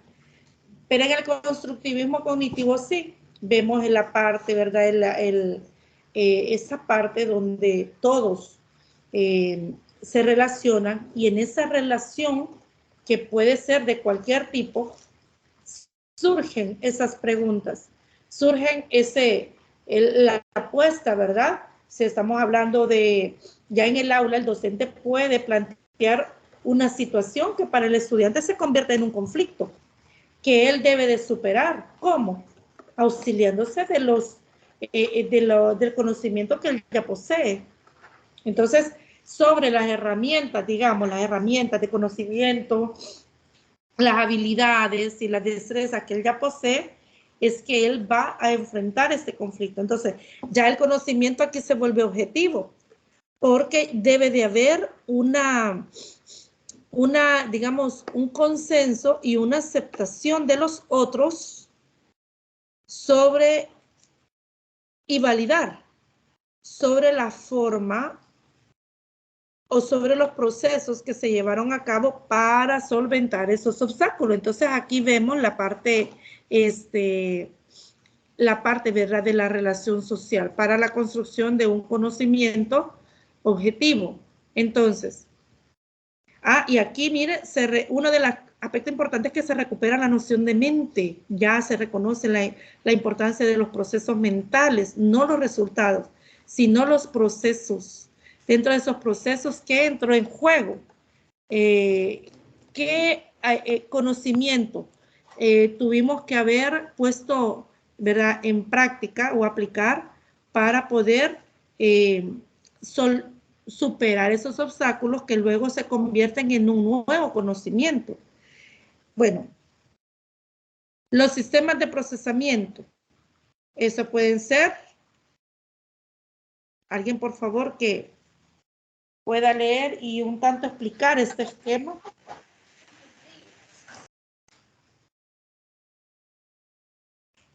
Beatriz.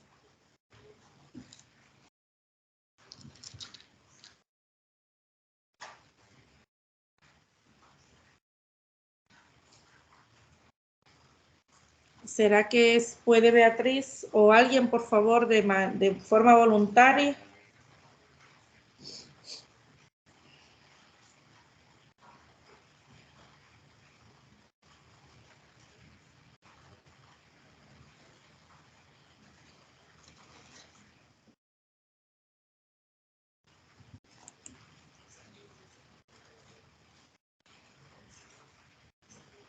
Karen.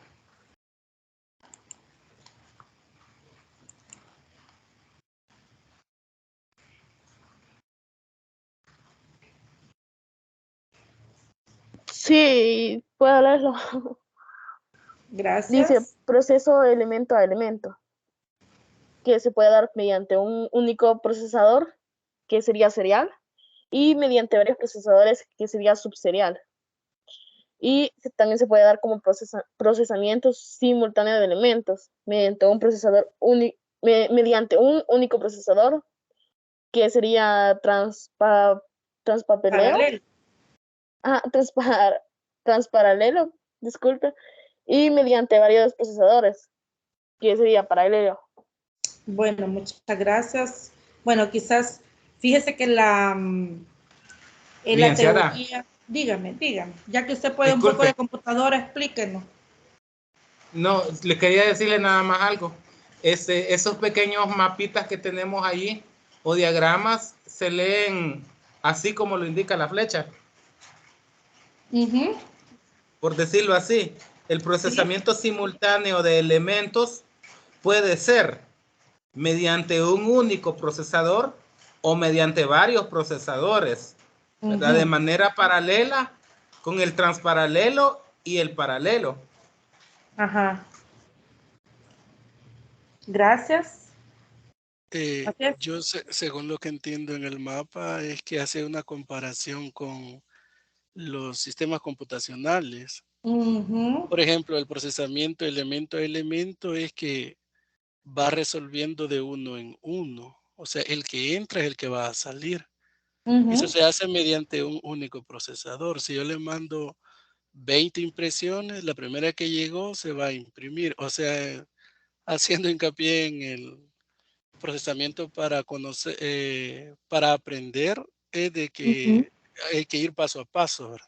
Correcto. Mediante varios procesadores significa que no es una computadora ya común, sino que tiene varios núcleos y puede hacer varios procesos a la vez. O sea, ya es una parte más avanzada, ya es en subserial. Luego que los procesamientos simultáneos de elementos, también ya un poco más avanzado, que es mediante un único procesador, pero puede trabajar de manera transparalela. Sería que si no logra terminar uno, pero inicia el otro conocimiento para terminarlo. Y mediante varios procesadores, que bueno, ese sería lo más actual, lo que tenemos ahora, que es de 2 multinúcleos, para trabajar varios procesos a la vez. O sea que somos capaces de aprender en distintas áreas a la vez, diría yo, de manera paralela, ¿verdad? Por eso es que es bastante íntegro el conocimiento y los pensos están dotados de varias áreas, haciendo la relación, ¿verdad? Sí, sí, exacto, así es. Les iba a comentar que este esquema está relacionado con la teoría del procesamiento del conocimiento. Y es que en esta teoría, reconociendo que los procesos mentales, que los procesos son muy importantes, esos procesos mentales, y son los que permiten, ¿verdad?, la incorporación del nuevo conocimiento al que ya está y se va adaptando. El conocimiento, los esquemas mentales sufren constantemente modificaciones y se puede percibir, ¿verdad?, los elementos de la realidad, ¿verdad? Y esos factores que son los externos, juntamente con los internos, y esa, digamos, esa dinámica o ese proceso constante, continuo, ¿verdad? Aprendizaje, lo que permite que haya lo que Piaget reconocía también, ¿verdad? Lo que es la asimilación y la acomodación. Y eso reconociendo estos conceptos dentro de los procesos mentales, pero la teoría del proceso de conocimiento hace desarrolla la teoría viendo estos procesos mentales como el cerebro de la computadora. Por eso es que usted ve, y así lo explica usted, Francisco, y lo explicó perfectamente, porque así es, la construcción del conocimiento se da así, no exclusivamente como de forma serial. En algún momento puede ser de forma serial, en otros puede ser en transparalelo, pero es que es tan compleja la actividad que nos lleva a construir el conocimiento, porque aún fuera de esta tutoría, por ejemplo, usted va a ir leyendo los materiales. Usted al leerlo va a ir acordándose de cuáles experiencias tiene usted en las que usted se identifica, ¿verdad? Que la lectura nos va guiando. En estas tutorías hemos planteado situaciones y usted ha traído ejemplos o se ha recordado de otros, y entonces aquí el proceso de la información se da en algún momento, en algún tipo, ¿verdad?, de procesamiento. Entonces, les comento por qué está el esquema así, porque esa teoría del proceso de conocimiento relaciona, ¿verdad?, los procesos mentales como la memoria de una computadora y hace la asimilación de las tareas y los procesos que lleva a cabo la computadora, la memoria de la computadora, son de forma similar a lo que puede realizar nuestro cerebro, ¿verdad? Entonces, por eso está este esquema así. Bueno, vamos con el constructivismo sociocultural. Tiene como mayor representante a Vygotsky, y es que Vygotsky hizo investigaciones. Y si hablamos del constructivismo sociocultural, no hay mayor representante que él. Y Vygotsky hace unas investigaciones, él comparte los hallazgos y propone una teoría, ¿verdad?, en la que propone o reconoce a una persona que construye significados, actuando en un entorno estructurado e interactuando con otras personas de forma intencional. Fíjense, vimos el constructivismo radical. Ya pasamos por el constructivismo cognoscitivo. Pero ¿qué diferencia tiene esta postura o esta idea que tiene Vygotsky respecto al constructivismo en relación a los otros que hemos dejado atrás? ¿Qué es lo que usted observa? Dice que ese proceso de construcción presenta 3 rasgos definitorios: la unidad de subjetividad e intersubjetividad, la mediación semiótica y la construcción conjunta en el seno de relaciones asimétricas. Sí, como todo es una construcción social, pienso de que la diferencia aquí es que también hay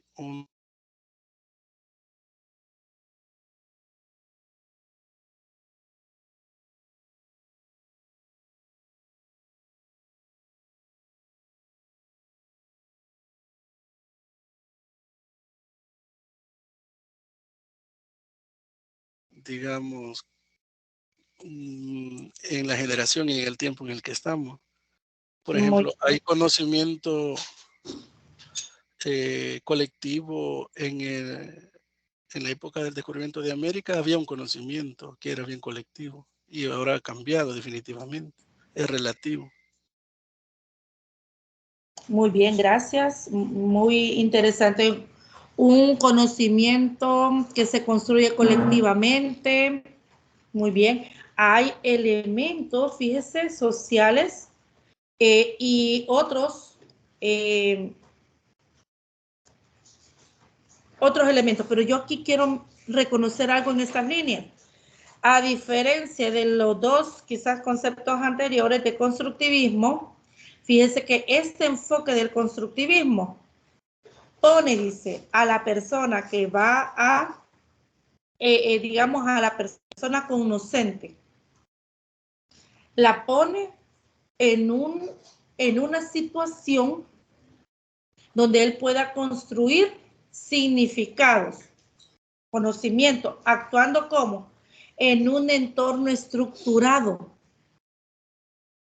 es decir, en un entorno creado para que la construcción de los significados, que son los mismos conocimientos, sea posible, pero además no de forma aislada, sino interactuando con otras personas de forma intencional, o sea que dentro del enfoque sociocultural, esa construcción de significados, así como lo propone, se da en un único lugar llamado escuela, instituto, universidad. ¿Por qué? Porque fíjense que pone a una persona que va a construir su conocimiento en un entorno creado de forma intencional, poniendo un escenario donde todos los elementos que van a estar dentro de este escenario, llámese recursos, llámese personas, llámese mobiliario, infraestructura, todos van a actuar o se van a relacionar de tal manera que sea posible la construcción del conocimiento. Pero decía, esta persona situada en este lugar, en este espacio, interactuando con otros que pueden ser iguales y no iguales, semejantes y no semejantes. Me refiero a relaciones entre compañeros, relaciones con docentes, relaciones con las personas de la comunidad educativa, y entonces aquí se reconocen las relaciones asimétricas. Esas relaciones que van a ser posibles, van a ser posibles y que la persona que está aprendiendo pueda interactuar. Entonces, aquí hay algo importante. El escenario, el lugar, todos los elementos han sido creados. O sea, por eso dicen un entorno estructurado. Es el docente el que tiene que estructurar ese entorno. Él debe de poner a los estudiantes también a que en esa relación, en esas relaciones, se pueda dar el conocimiento, o sea posible la construcción del conocimiento. Observemos el constructivismo social. El constructivismo social representa la otra versión del pensamiento austriaco, que encabezada por Thomas y Peter, postula que la realidad es una construcción social y por tanto ubica el conocimiento dentro del proceso de intercambio social. Aquí lo que usted menciona, Francisco, se reconoce el carácter social, la necesidad, ¿verdad?, de un aprendizaje que de manera colectiva se puede lograr. En el constructivismo social la realidad aparece como una construcción humana que informa acerca de las relaciones entre los individuos y el contexto. Y el individuo aparece como un producto social, el homo socius, definido por las sedimentaciones de conocimiento que forman la huella de su biografía, ambiente y experiencia. O sea, aquí dentro de este constructivismo social interactúa y entra en juego todo, ¿verdad? Las relaciones con los demás, la experiencia individual, entra en juego el ambiente, que en un aula el ambiente es el espacio, ¿verdad?, construido o diseñado o adaptado para que sea posible este intercambio, ¿verdad?, de experiencias con los demás. Los términos en los cuales se entiende el mundo son artefactos sociales históricamente localizados, de manera que desde el construccionismo, el proceso de comprensión, es el resultado de una tarea cooperativa y activa entre personas que interactúan. Y el grado en que su comprensión prevalece o es sostenida a través del tiempo y está sujeta a las vicisitudes de los procesos sociales. Entonces, observemos que para Vygotsky, que es el mayor representante, es indispensable que el proceso de aprendizaje se dé dentro de el entorno social donde vive el estudiante.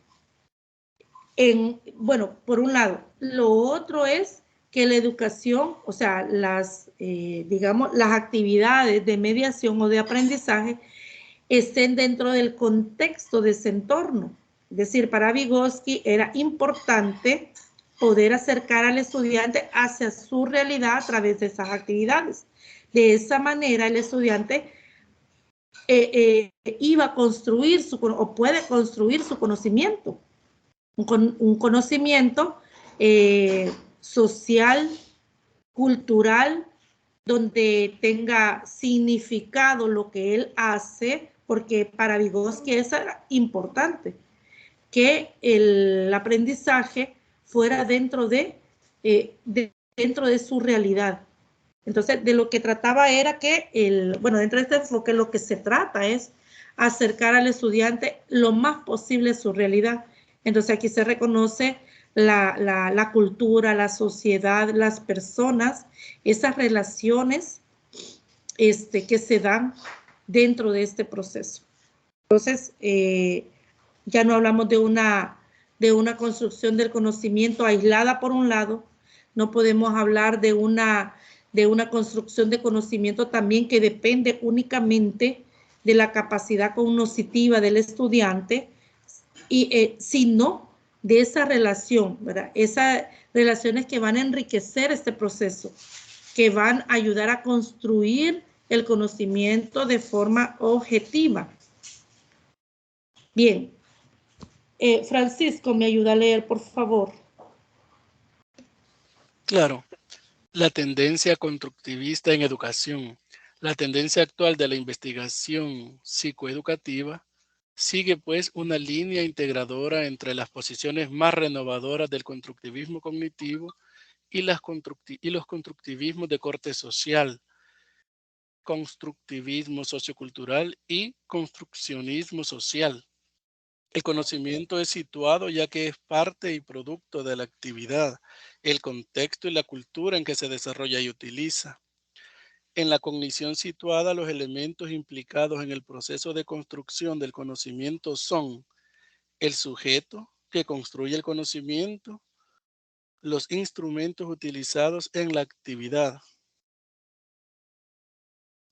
de manera especial los de tipo semiótico, los conocimientos que deben ser construidos, una comunidad de referencia en la que la actividad y el sujeto se insertan, un conjunto de normas de comportamiento que regulan las relaciones sociales de esa comunidad y un conjunto de reglas que establecen la división de tareas en la actividad conjunta. La cognición distribuida sustituye la teoría individual de la mente por la teoría cultural de la mente y postula que los artefactos y recursos externos modifican la naturaleza y el sistema funcional de donde surgen las actividades, afectando a nuestra concepción de qué, cómo y por qué se necesita conocer. Muy amable, gracias, Francisco. Bueno, el concepto de comunidad de aprendizaje, mire, el concepto de comunidad, estamos hablando de comunidades de aprendizaje, ya dentro de este concepto. Se puede definir como un grupo de personas que aprenden en común, utilizando herramientas comunes en un mismo entorno. ¿Se ha fijado usted que hoy se escucha mucho este término, comunidades de aprendizaje? ¿Quiénes podrían formar una comunidad de aprendizaje? Deme un ejemplo. Cualquiera que quiera participar. Un ejemplo de comunidad de aprendizaje.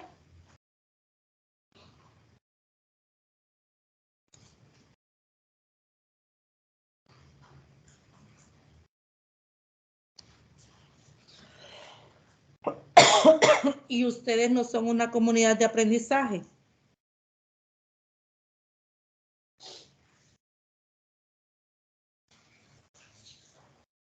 ¿No son ustedes un ejemplo de comunidad de aprendizaje?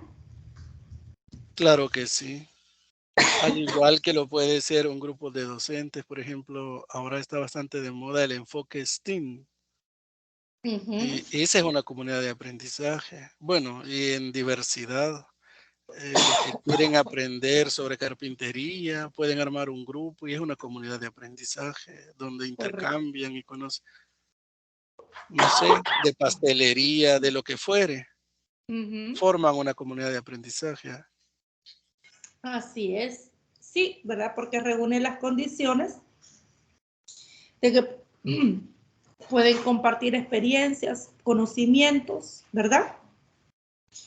Y pueden de forma colaborativa ayudarse, ¿verdad? De tal manera que los que quieran aprender, bueno, los que transmiten conocimiento puedan ayudar a que los demás logren adquirir ese conocimiento. Bueno, nos vamos a quedar hasta acá. Son las 9:28.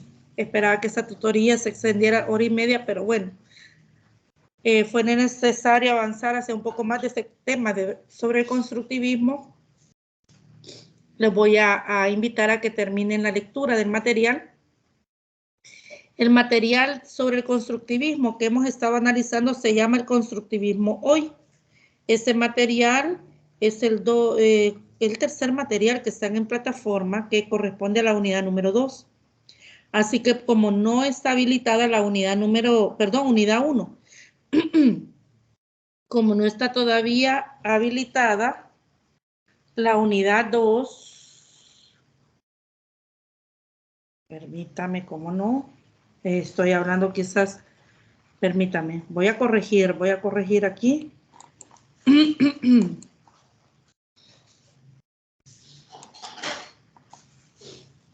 Está habilitada la unidad 3. Sí, la unidad 3 sí, es cierto, es que yo me ubiqué en la unidad 2 es esta, estamos en la unidad 2. Tarea es que no hay de la unidad 2 y así fue. Corrijo, sí, está habilitada, claro que sí. Entonces aquí está el constructivismo hoy, que es el material 2.3. Están estos tres materiales que son de la unidad número 2. Hay que completarla, ¿verdad? Porque es la que complementan a la unidad número 2 y está en la unidad número 3, objetivos de aprendizaje. Ya aquí vamos a ir entrando, ¿verdad? A la base teórica que nos va a ayudar para poder realizar la parte práctica del planeamiento didáctico. Entonces, vamos a revisar esta unidad y descargar los materiales. Solo son 2 materiales. Bueno, de la unidad 1 tenemos pendiente, bueno, están los materiales 1.1, 1.2 y el material complementario. Así que para la tarea de aplicación, que es la sustitución del parcial, creo que se van a integrar todos los contenidos. Así que si no hemos finalizado, pues finalizamos la lectura. ¿Algún comentario o pregunta? De mi parte, no. Y esa tarea complementaria, según el programa, nos lo van a activar. ¿O tiene fecha? Fíjese que sí, yo les compartí en el grupo la calendarización de actividades, que son las evaluaciones de los primeros parciales, pero en planeamiento no hay parcial, si usted se fija.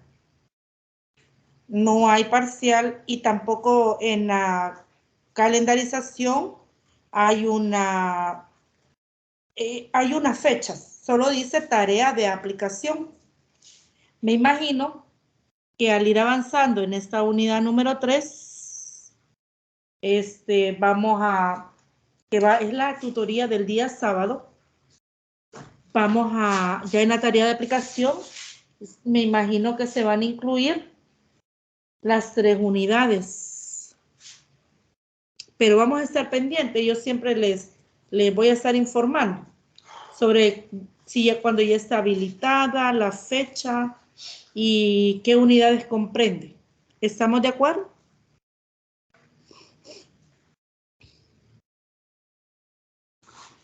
Perfecto. Bueno, gracias, jóvenes. Entonces, de mi parte, nos quedamos hasta acá. Les deseo una buena noche. Descansen y bendiciones. Buenas noches a todos. Buenas noches. Buenas noches a todos. Buenas noches.